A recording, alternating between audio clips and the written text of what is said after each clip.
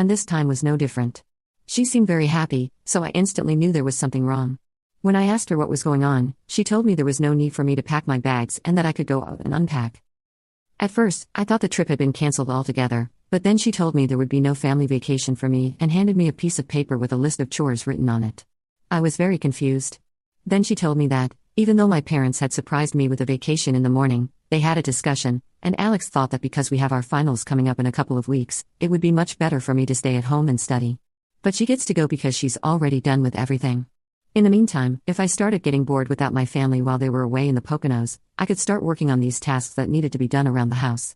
Then she laughed and said that instead of looking upset, I should really be thanking her because she had bought me some time to study and prepare for my finals rather than waste my time frolicking outside with my family. I was so hurt that I couldn't even bring myself to say anything except ask where our parents were. She told me she was the one who had already sent them off to the airport and stayed back so she could deliver this to me in person because that was her birthday gift to me.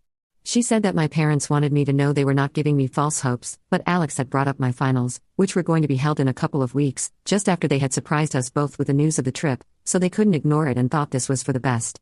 They had apparently let Alex tell me about this because they couldn't bring themselves to break my heart, and I knew for a fact that Alex loved and relished the opportunity to humiliate me like that. So, I resisted the urge to start crying in front of her and went back upstairs with my bags. I waited until I heard the front door shut, and then I finally broke down and cried for an entire hour. Alex has always hated me, and I have known that. I've also always known that my parents will just do whatever she says without thinking much because, to them, her word is the Holy Grail. But I couldn't even imagine that they would do something so cruel and humiliating to me on my birthday, of all days. Alex and I have had our fair share of fights before, and my parents have always taken her side, but this was unimaginable. On the morning of my birthday, after my parents had told me about the surprise trip, I even texted my friends and told them that I wouldn't be able to hang out with them in the evening, as I had planned on doing. Even they were pretty surprised that my parents had arranged something like this for me.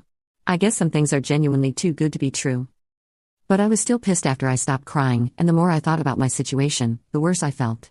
So, I decided to do something that I knew would piss my parents and Alex off greatly to get back at them. Since I was home by myself, I decided to go into my dad's office and make a bunch of phone calls from my phone to all the important contacts that I found on my dad's MacBook. I invited them to a party in the evening that I had arranged for my parents' anniversary, and I wanted to surprise them. I know it was a bit of a last-minute invitation, but I told everyone that I would be really grateful if they were able to show up, and since I'm just a kid, most of his business associates agreed to attend this party that I was throwing. I did the same for my mother as well. Neither of them had password-protected devices and had made the stupid decision of leaving everything at home, so it was a piece of cake for me. Then I decided to text Alex's boyfriend on Instagram and tell him the same thing, inviting him in the evening. I also invited my own friends and had them help me set up the house to make it look like a party. Finally, around 7 in the evening, the guests I had invited started showing up, but they were really shocked to see that my parents were nowhere to be found. I kept telling them that it was a surprise for the evening, so they would find out what was going on in due course. Once all the guests had arrived and I had taken a group photo with all of them, I decided to put my plan into action and told them exactly where my parents were. I told them all about the way I had been treated and how my parents always seemed to think that whatever Alex said should be followed, and that I was basically Cinderella but had never spoken up about any of this until today. Then I explained what had happened on the day of my birthday and how my parents just abandoned me and didn't even bother to explain things to me in person, all because Alex thought it was the right thing to do. I saw that a lot of people were extremely shocked since my parents put up a really good act in front of other people, pretending to be nice and decent people, but I can tell you for a fact that good people don't do stuff like this to their own kids. Anyway, once I was done telling them all about what happened, I told them that this was exactly why I had thrown this party, so I could expose my parents and my sister. If I hadn't screwed things up for the three of them badly enough, I also decided to show everyone the list of chores that Alex had left for me. I could see that her boyfriend, who was standing in a corner of the room, had no idea that Alex had this cruel and inhuman streak in her as well. Everyone was quiet after I spoke up and shared what had happened to me.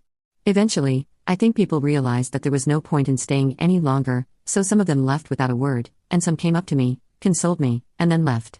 The only thing I felt bad about was that I had wasted their time, but I wouldn't worry too much about it. After everyone had left, I decided to send the group photo that I had taken with everyone who had attended the party to my parents and sister, with a caption that said, "Had some guests over for my birthday party today. I think I'm going to finally get started on the list that Alex left me." It was the perfect plan. After I sent that message, they responded within seconds, telling me to fix whatever I had done right now and that they were coming back home on the next flight. I blocked all of them and went to my best friend Fiona's house with my bags because I knew that wasn't my home anymore. Fiona and her parents are really sweet people who always used to tell me that their doors would always be open for me, and I finally decided to take them up on their offer and move in with them. I don't know how long they're going to be able to support me, but for now, this is all that I have, and I am very grateful to them for opening up their home to me so graciously. Anyway, on the day of my birthday, I didn't hear anything from my parents, but the next day, they came to Fiona's house.